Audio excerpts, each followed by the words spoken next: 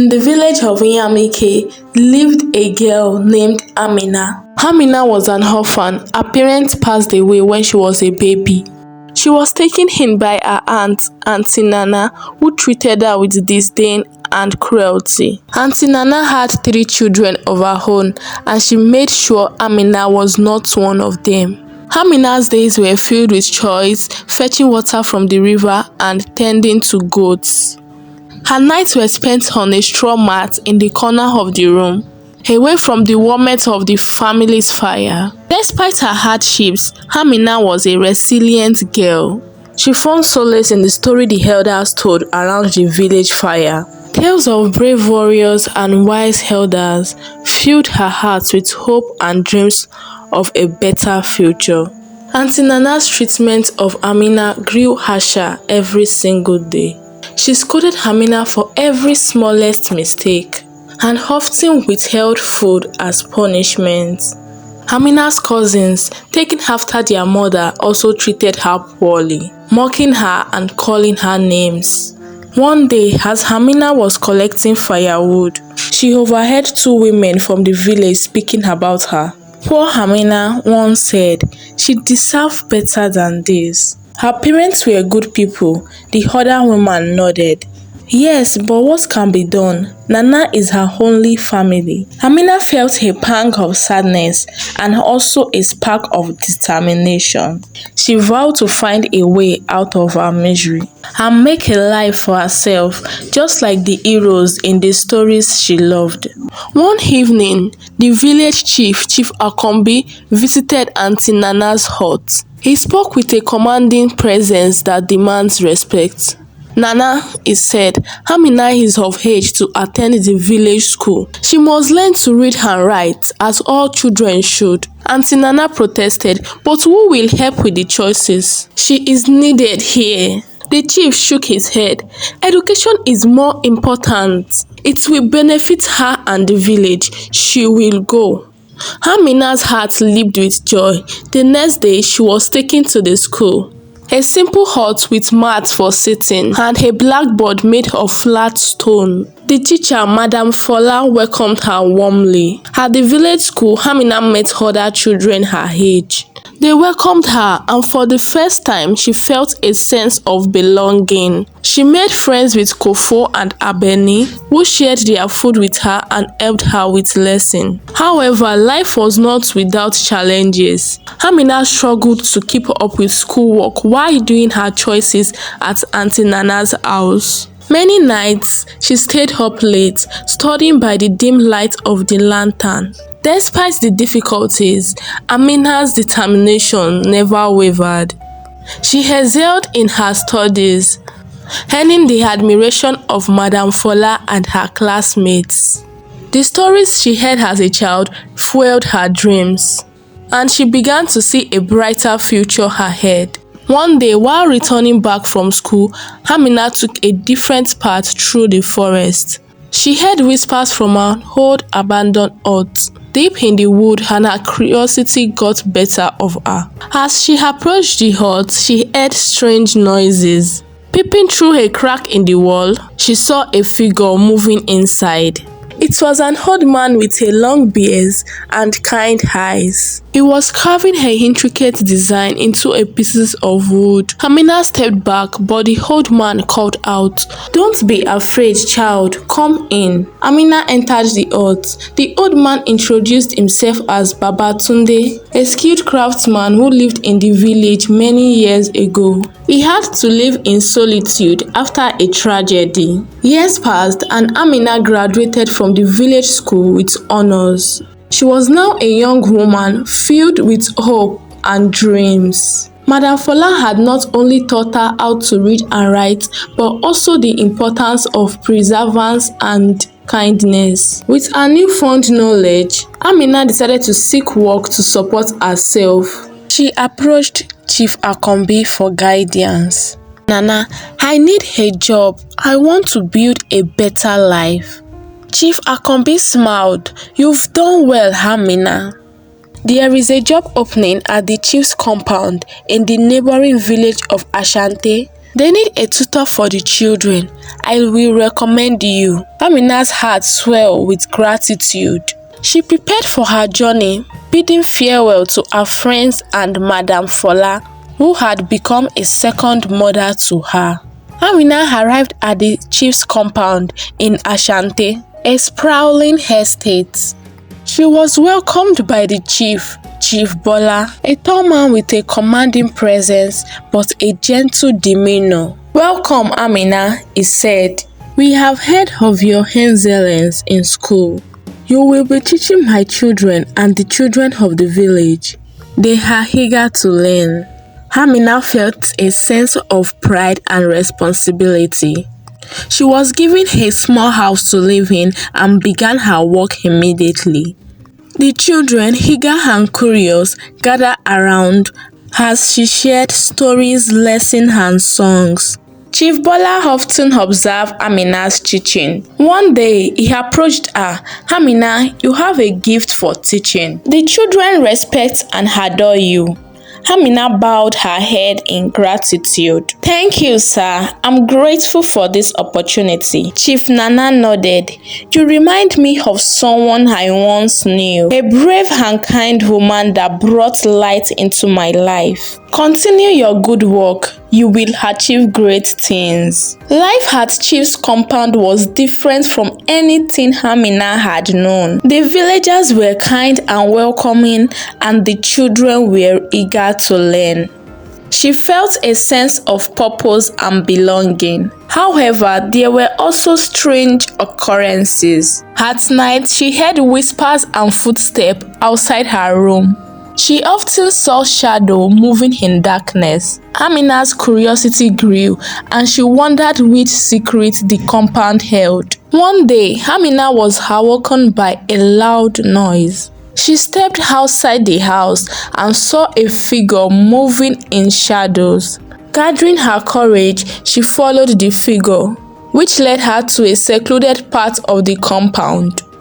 There, she discovered a hidden entrance to an underground room. The door was slightly ajar, and she could hear voices inside. Carefully, she peeped into the gap and saw Chief Bola speaking to a mysterious woman. "Amina," Chief Bola called out, startling her. She stepped back, realizing she had been caught. "Come in, child.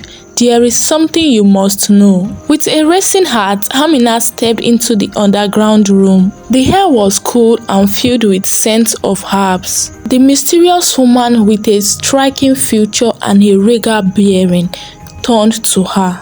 "Amina," Chief Nana began, "this is Adesuwa, my sister." She had been living in secret due to a family feud that threatened our safety. Adesuwa smiled warmly. "I have heard a lot about you, Amina. Your presence here is a blessing. Our family has endured so much hardship, but perhaps with your help, we can find peace." Amina nodded, feeling a mix of fear. She knew this secret carried a great weight and vowed to help in any way she could. Over the following days, Chief Bola confided in Amina. He explained that Adesuwa had been accused of a crime she didn't commit. To protect her, they had hidden her away, hoping to one day clear her name. "Amina," Chief Bola said, "I trust you. Please help us keep this secret until we find a way to prove Adesuwa's innocence." Amina agreed. She continued her teaching, knowing that her presence was making a difference not only in the children but also in the entire community. As weeks passed, Amina grew closer to the children and the villagers. Her bond with Chief Bola and Adesuwa deepened. She became a confidant and an advisor, helping to plan how to clear Adesuwa's name. One day, while teaching the children, Amina noticed a newcomer among them, a boy named Kwam, who had recently moved to the village with his family. Showed great promise in his studies. Amina took him under her wing, encouraging his talent. Amina's interaction with Chief Bola became more frequent. They often spoke into late night, discussing plans and sharing stories. Amina found herself drawn to his wisdom and kindness, and she sensed a growing affection between them. One evening, as they walked through the compound, Chief Bola stopped and looked into Amina's eyes.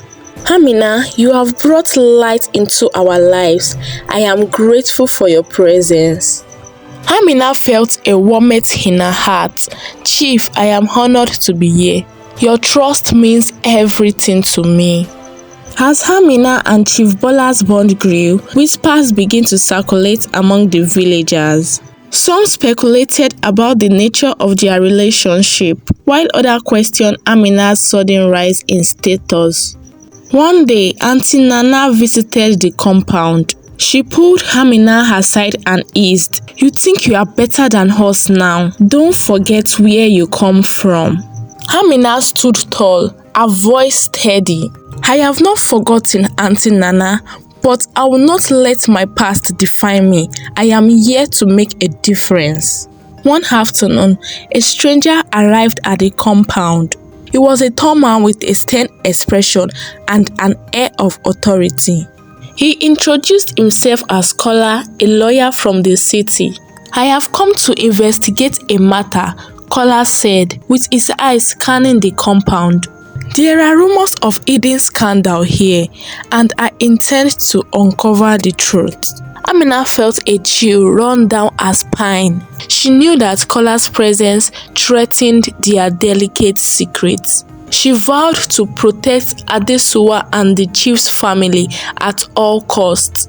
Kola began his investigation, questioning villagers and examining the compound. Amina kept close eyes on him, fearing he might discover Adesuwa's hiding place. One evening, Amina overheard Kola speaking with Chief Bola. "I know there is more to this story," Kola said. "I will not rest until I find the truth." Chief Bola remained calm. "You are welcome to stay and investigate, but I assure you there is nothing to hide." As Kola dived deeper into the village history, he uncovered old documents and spoke with the elders. He learnt of the feud that had disturbed Chief Bola's family and the injustice done to Adesuwa. One night, Kola confronted Chief Bola and Amina. "I have found evidence of Adesuwa's innocence," he said, "but I need your help to bring it to light." Amina felt a surge of hope. Together, they planned to present the evidence to the village council and clear Adesuwa's name. With Adesuwa's innocence on the verge of being proven, Chief Bola took Amina aside one evening. "Amina, you have stood by us through thick and thin. Your strength and courage have been a beacon of hope." He took her hand, his eyes filled with sincerity. "I have grown to care for you deeply. Will you do me the honor of becoming my wife?" Amina's heart soared. "Chief Bola, I will be honored to marry you. Together we will build a future filled with love." The village buzzed with excitement as the preparation for Amina and Chief Bola's wedding began. The compound was decorated with vibrant fabrics and flowers, and the villagers gathered to celebrate the union. Amina felt a mix of joy and nervousness. She had come a long way from her days as an orphaned girl. Now she was about to marry a chief and become a beloved member of the community. As sun set on the eve of the wedding, Amina stood with Adesuwa, who had become a dear friend. "We have come so far," Adesuwa said, her eyes shining with pride.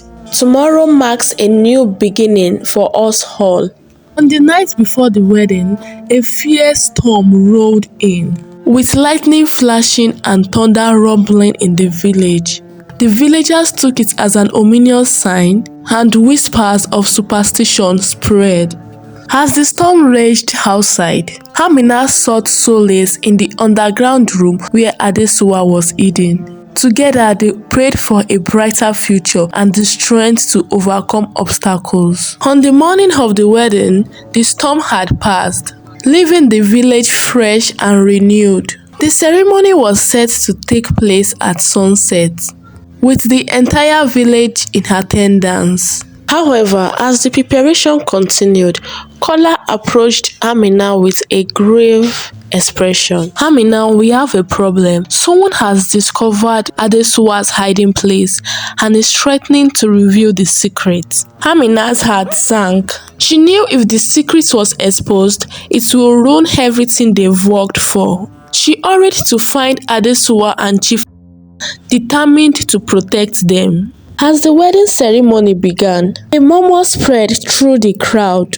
A group of villagers led by a man named Ojo approached the chief and demanded answers. "We know about Adesuwa," Ojo said, his voice filled with accusation. "She must be brought to justice." Chief Bola stood tall, his voice steady. "Adesuwa is innocent. We have evidence to prove it. Please, let us explain." The crowd hesitated, unsure of what to believe. Amina stepped forward, her voice clear and unwavering. "We have the truth. Please, listen to us." Despite Amina's plea, chaos erupted. Ojo and his followers insisted on immediate action, threatening violence if their demands are not met. Fearing for Adesuwa's safety, Chief Bola made a swift decision. "Amina, take Adesuwa and leave the village. Find refuge in a nearby village until we can resolve this." With a heavy heart, Amina agreed. She and Adesuwa gathered their belongings and fled under the cover of darkness, their future uncertain. After hours of traveling, Amina and Adesuwa arrived at the village of Ikran, where they sought shelter with an old friend of Chief Bola, Elder Kwambina. Elder Kwambina welcomed them with an open arm. "You are safe," he assured them. "We will help you in any way we can." Amina and Adesuwa found solace in the new village. They knew they had a long road ahead, but they were determined to find a way to clear Adesuwa's name and return home. As days turned into weeks in the village of Ikran, Amina and Adesuwa found comfort in the rhythm of daily life. Elder Kwambina's kindness and the warmth of the villagers helped ease their worries. Back in Asante, Chief Bola and some villagers worked tirelessly to defend Adesuwa's innocence and restore order. Kola, the lawyer from the city, continued his investigation, uncovering new evidence that supports their claims. One evening, a messenger arrived in Ikran with a letter from Chief Bola. In it, he expressed his gratitude for Amina's courage and updated her on their efforts. He assured her that they were closer than ever to clearing Adesuwa's name. Amina felt a surge of hope and determination. She knew that despite their separation, they were united in quest for justice. After weeks of deliberation and careful planning, Amina and Adesuwa decided that it is time for them to return to Ashanti. They had received word that Kola had uncovered a crucial evidence that will prove Adesuwa's innocence once and for all. Elder Kwambina offered his blessings and promised to support them on their journey back. With heartfelt gratitude, Amina and Adesuwa bid farewell to their newly found friends in Ikran and embarked on the journey back to their village, their hearts filled with hope and anticipation. The journey back to Ashanti was difficult but was also filled with determination. Amina and Adesuwa traveled through the windy part of the dense forest. As they approached familiar sites of their village, Amina's heart raced with anticipation. She wondered how the villagers will receive them and if their efforts will finally bring peace to Chief Bola's family. Upon reaching the outskirts of Ashanti, they were greeted warmly by familiar faces. The villagers heard of their return and welcomed them with open arms. Eager to hear the news of their journey, in the heart of the village, Chief awaited their return with a mix of relief and apprehension. He had spent countless days and nights defending Adesuwa's honor and preparing for their reunion. When Amina and Adesuwa finally stood before him, Chief Bola's eyes filled with tears. "Welcome home," he said, his voice trembling with emotions. Amina embraced Chief Bola, feeling a sense of peace wash over her. With the evidence in hand, Kola presented their case to the village council. He detailed the injustice suffered by Adesuwa and the false accusation that have tarnished her image. The villagers listened intently, their faces reflecting a mix of surprise and understanding. Slowly, the truth began to emerge, unraveling years of misunderstanding and restoring faith in Chief Bola's family. As the council deliberated, Adesuwa and Amina stood strong.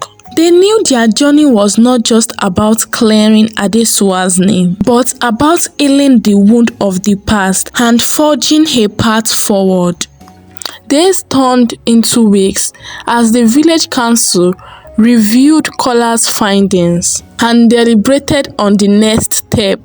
Throughout this time, Amina and Adesuwa remained steadfast in their support for Chief Bola and each other. One evening, Elder Kwambina approached them with a solemn expression.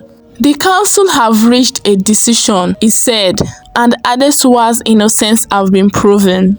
Amina felt tears of joy and relief streaming down her cheek. The weights that have burdened their hearts for so long have finally been lifted. They could now look towards the future with hope and optimism. With Adesuwa's name cleared, Amina and Chief Bola began planning the future together. They spoke of building a new home and expanding their efforts to supporting the community. Amina continued her work as a teacher, inspiring the students with her lessons and stories. She knew that education was the key to a brighter future, and she dedicated herself to nurturing the young minds. As life settled into a peaceful rhythm, a familiar face returned into the village. It was Kola, the lawyer from the city who played a crucial role in uncovering the truth about Adesuwa. Kola was welcomed with gratitude and respect. He had become a friend and ally to Chief Bola's family. "I'm proud to have been a part of this journey," Kola said, his voice filled with humanity. "You have shown strength and resilience. May your future be filled with happiness and prosperity." One evening, Amina approached Chief Bola. "Bola," she said, taking his hands, "I want to build a life with you here in Ashanti." Chief Bola's eyes sparkled with joy. "Amina, you have brought so much joy into my life. Will you do me the honor of becoming my wife once more?" Amina nodded, her heart overflowing with happiness. As the preparation for their wedding began, the villagers of Ashanti came together to celebrate Chief Bola and Amina's love. The compound was adorned with vibrant colors and laughters, and joyful laughter echoed through the air. Amina and Adesuwa walked side by side, weaving intricate design into the wedding garments and preparing traditional dishes for the feast. The children of the village danced and sang, their faces filled with excitement. Amid the festives, Amina felt a deep sense of gratitude. She had found love and acceptance in Asante, and she knew her journey had led her to this moment of happiness. On the day of the wedding, the village of Asante came alive with anticipation. Villagers from far and near came together to witness Amina and Chief Bola's union, a testament to their love. Amina stood beside Chief Bola, her heart brimming with joy. The village elders performed traditional rites, invoking blessings and prosperity upon the couples. As they exchanged their vows and shared their first kiss as husband and wife, Amina felt a sense of completeness. She knew their love had endured hardship and trials, emerging stronger than ever. With their wedding celebration echoing throughout the village, Amina and Chief Bola emerged on a new chapter of their life together. Amina's role as a teacher expanded, and she introduced new subjects and learning materials to enhance children's learning. As years passed, Amina and Chief Bola welcomed their own children into the world, filling their home with laughter and love. They raised them with the same principles, justice, and kindness that had guided their own journey. Amina and Chief Bola's life continued to flourish. They owned so many businesses in the village and in the city for their children to inherit, and they never forget where they came from. Amina never forgot where she came from, and this keep on pushing her to achieve more things. And the people that have helped her in the past, even her auntie Nana, and her children. Thank you very much for watching. Don't forget to like, subscribe, and share these videos to your friends and loved ones.